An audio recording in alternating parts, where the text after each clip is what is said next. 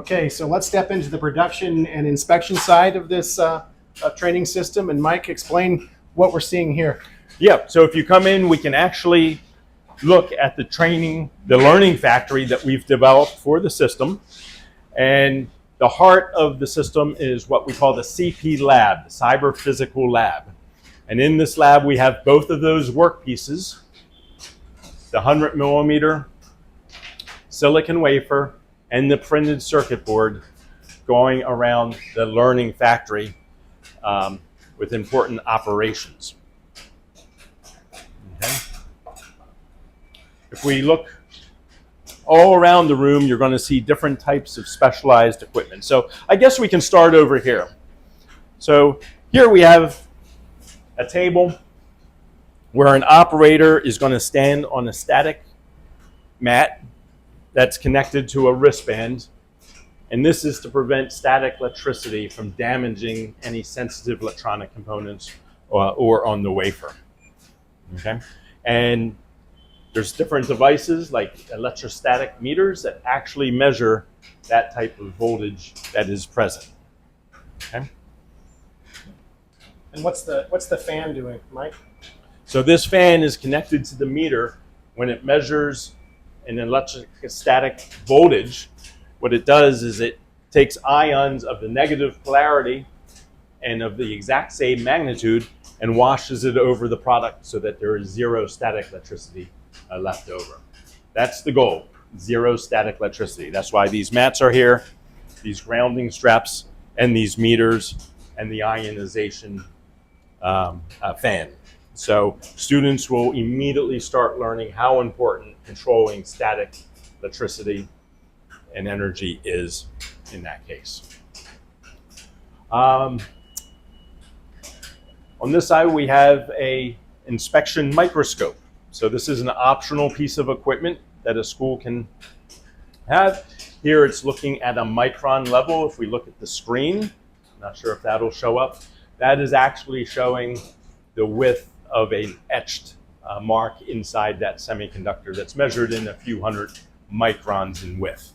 So and the other side is showing, is showing depth as well, correct? Yep, So width and depth. Yep, Okay. 3D imaging. So depending on the program and how important quality inspection is to your program, this is definitely something that you would want to consider purchasing as part of your semiconductor lab. Mm-hmm. So the whole process starts over here with a pick-to-light system that places the work pieces into the system so that it starts to be processed. So they go on top of that carrier, and that carrier, as we mentioned before, has the RFID tag that traces the product throughout its manufacturing process. We know exactly where it is and what's happened to it. So if we walk around the system, we have a laser engraver. So that laser engraver has a couple of different functions. One, to mark serial numbers onto the wafers or the circuit boards, or it can do the dicing operation. So it can etch super deep onto that wafer so that it then can be broken into the individual computer chips that we're familiar with. Okay. Right after that, we have a camera inspection station. So this is using a high quality industrial camera to look at that laser engraving to make sure that it's been completed within the specifications that are required. That camera is also connected to an artificial intelligence to do quality inspection. So students, again, that Industry 4.0 technology built right in to the system. As product comes along this conveyor, it's building up static electricity, and we already know that we don't want that. This station is again monitoring that electricity, analyzing it, and shooting ions of the opposite polarity to neutralize it. So a very, very important step. And then as far as the wafer journey goes inside the clean room, it can be picked up by a robot on a 7th axis linear rail and delivered for delivery outside of the clean room in one of the FOUPs, the front opening unified pods that industry uses. So that is kind of the entire process in a nutshell. If we go back over to the other corner and we take a look at some of our screens, part of the visualization, part of the data story is visualizing that data. So we include a lot of screens in the clean room to monitor different aspects. This one is showing the static charges right now. You'll also notice that every station has an HMI that also provides live information about the health of the processes. So what did we say? Industry 4.0, all about data, collecting data, transmitting data, analyzing data, acting upon it, trying to get to predictive maintenance, and predictive maintenance. So that is all incorporated on all these screens. Mike, what are the black boxes that we're seeing all around the room? Yeah, so the black boxes, great question, Ken. From a facility standpoint, clean room standpoint, we like to call this a smart clean room.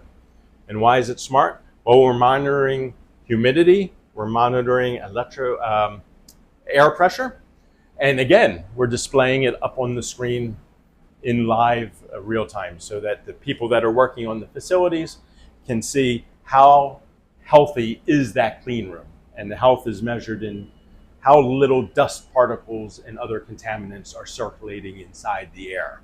Again, all in real time. Okay. So, Ken, do you think anyone else has questions about what's inside this clean room? Did I forget? I think so. Each one of these stations is modular, correct? So talk to us about the modularity aspect of this and growth potential and different options for customers that might have different needs, different budgets, so on and so forth. Yeah, so great point, Ken. So it's a little bit hard to see, but each one of these stations that has a human-machine interface is a separate unit, and they are all combined with just a couple screws to form a complete system. So we can provide this as small as 4 stations all the way up to 12 stations in length. If you look at the bottom, they're all on casters and wheels, so it makes it very easy to move these stations back and forth. And we can also experiment with different configurations. We could move the camera station from this position over to a different place in the system to see if that affects throughput or some other quality. So once you're invested in a CP lab, even with as few as 4 stations, you are always going to have a place to grow in the future as we introduce more and more technologies into this platform. And that goes for the clean room itself as well. A customer may start with, like you said, 6 stations and then expand to 8 stations, 10 stations, 12 stations, and then beyond that expand to the clean room. And so the growth, That's exactly right. The growth is really almost unlimited, isn't it? It is unlimited, right. You know, a big thing is robotics. Our next video will talk a little bit more detail about the robotics. That's something that can always be added in the future. So let's leave the clean room because it's getting a little warm right now.